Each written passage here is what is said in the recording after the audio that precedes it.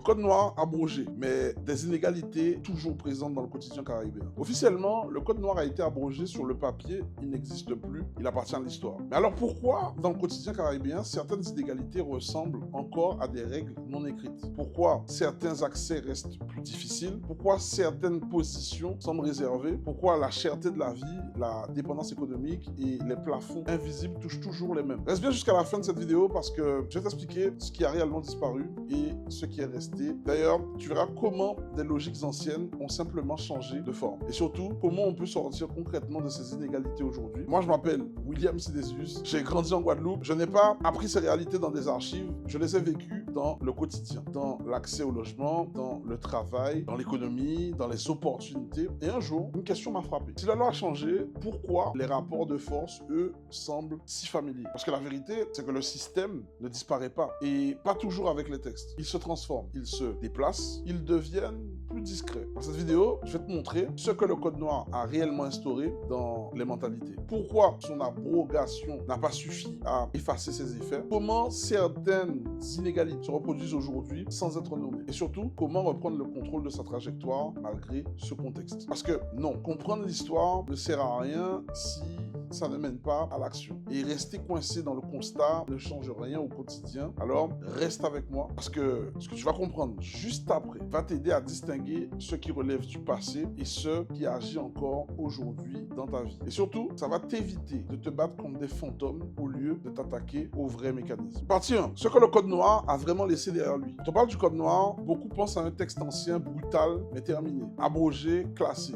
erreur. Parce que si le texte a disparu, les logiques qu'il a installées, elles ont survécu. Le code noir ne servait pas seulement à organiser un système juridique, il servait à hiérarchiser les êtres humains, à définir qui avait accès à quoi, qui décidait et qui obéissait. Et ça, ce genre de hiérarchie ne s'efface pas avec une signature. Premier héritage, la normalisation de l'inégalité. Pendant des générations, on a appris que certaines positions étaient naturelles, que certains avaient le droit de posséder, d'autres de servir, d'autres encore de demander. Même après l'abrogation, cette idée est restée ancrée. L'inégalité comme état normal des choses. Deuxième héritage, l'accès différencié aux ressources. Le code noir a structuré l'accès à la terre, l'accès au capital, l'accès à la transmission patrimoniale. Quand le texte disparaît, les structures de propriété, elles, restent en place. Résultat, certains partent avec des siècles d'avance, d'autres avec des siècles de retard. Troisième héritage, le plus invisible, l'intériorisation. Quand on vit longtemps dans un système qui te place en bas de l'échelle, on finit par adapter ses ambitions. On n'ose pas demander, on n'ose pas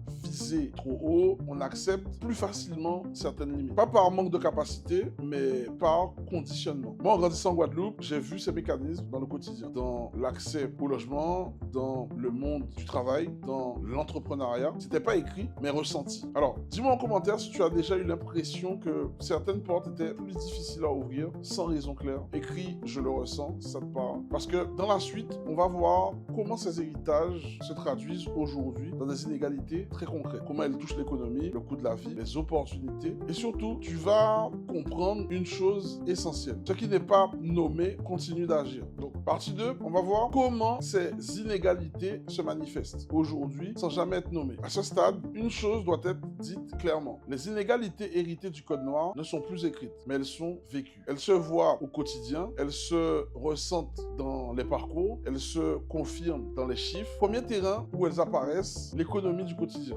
Le coût de la vie dans la Caraïbe est parmi celles des plus élevées, alors que les revenus moyens restent plus bas. Pourquoi? Parce que les circuits économiques sont encore largement déséquilibrés. Importation contrôlée par peu d'acteurs, faible production locale structurée, dépendance aux décisions prises ailleurs. Résultat, le consommateur paye sans jamais avoir de prise sur le système. Deuxième terrain, l'accès au logement et au foncier. Officiellement, tout le monde peut acheter, mais dans les faits, certains ont l'héritage, le réseau, la garantie, l'information. D'autres doivent tout construire seuls dans un marché déjà verrouillé. Alors, l'inégalité ne se voit pas sur le contrat, il se voit avant, dans l'accès. Troisième terrain, le plus insidieux, les plafonds invisibles dans le travail, dans l'entrepreneuriat, dans l'accès aux postes à responsabilité. On ne dit plus tu n'as pas le droit, on te fait comprendre que ce n'est pas pour toi. Et je peux te dire que tu le ressens très très bien. Et ce message, répété subtilement, finit par agir. Moi en Guadeloupe, j'ai vu des personnes compétentes se limiter elles-mêmes en fait. Pas par manque de talent, mais parce qu'elles sentaient que le système n'était pas pensé pour elles. Et c'est exactement comme ça que les inégalités se perpétuent. Sans loi invisible, sans interdiction claire, mais avec des mécanismes bien rodés. Alors dis-moi en commentaire si tu as déjà ressenti que les règles étaient les mêmes sur le papier et pas les mêmes dans la réalité. Alors écris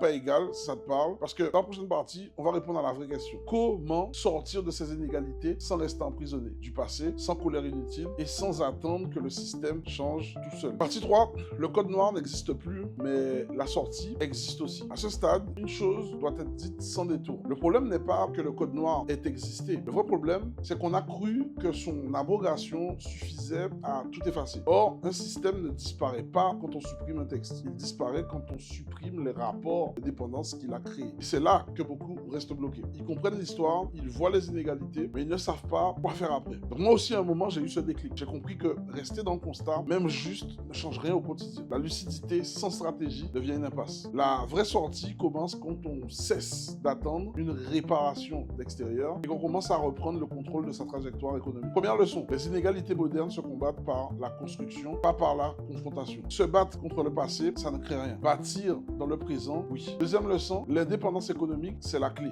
Tant que tu dépends de circuits verrouillés, de décisions prises ailleurs, d'un seul revenu, fragile d'ailleurs, mais tu restes exposé au même déséquilibre. Et c'est pour ça que je réitère, les solutions sont là, il faut changer notre état d'esprit. Okay? Cette solution, elle repose sur des leviers concrets. Créer des actifs réels, générer des revenus récurrents, sécuriser son avenir sans attendre un changement global, c'est exactement ce que va te permettre l'immobilier. Et tu comprendras que c'est pas la revanche qui va t'aider à faire ça, mais la stratégie. Là où les inégalités enferment, l'immobilier, bien pensé, redonne du pouvoir individuel. Okay? Donc le code noir, il a été abrogé, mais ses effets subsistent parce que les structures sont restées encore là. La sortie ne passe pas par l'oubli, mais par leur reconstruction consciente. Si tu es encore là, à ce moment précis, écris « Je construis » en commentaire. Parce que comprendre, c'est bien. Construire, c'est ce qui change une vie. Dans la suite, je vais te montrer comment transformer cette compréhension en plan d'action concrète. Où trouver les leviers accessibles aujourd'hui et comment avancer sans te battre contre des murs invisibles. Parce qu'à la fin, la vraie émancipation,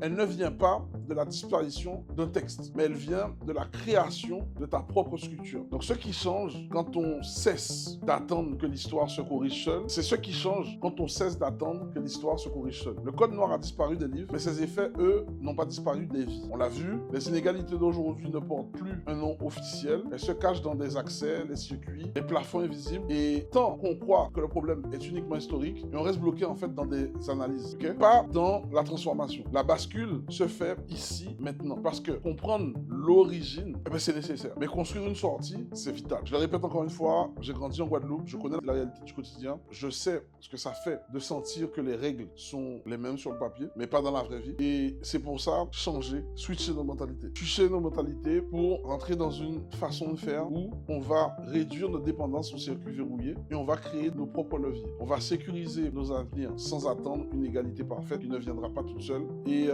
pour ça, le meilleur véhicule, c'est de le faire au travers de l'immobilier. Okay? Pas pour nier l'histoire, mais pour l'empêcher de continuer à décider à notre place. Si tu veux savoir comment reprendre le contrôle malgré un contexte inégal, regarde la vidéo complémentaire qui arrive juste après. Je te montre comment penser l'émancipation économique ici avec nos contraintes réelles. Et si tu veux passer de la compréhension à l'action, le lien dans la description te donne accès à mon challenge immobilier. C'est là que je t'explique comment créer des actifs, générer des revenus et bâtir une structure qui te protège aujourd'hui, pas dans un futur incertain. Retiens bien cette dernière chose avant de partir. Les textes peuvent être abrogés. Les déséquilibres, eux, se corrigent par ce que tu construis. Et maintenant, la vraie question n'est plus que ce que le passé a fait. La question, c'est ce que toi, tu choisis de bâtir à partir d'aujourd'hui. Ok? Donc, c'était Will du Mouvement Lion Âge. Je te souhaite le meilleur pour ta réussite et je te dis à très vite.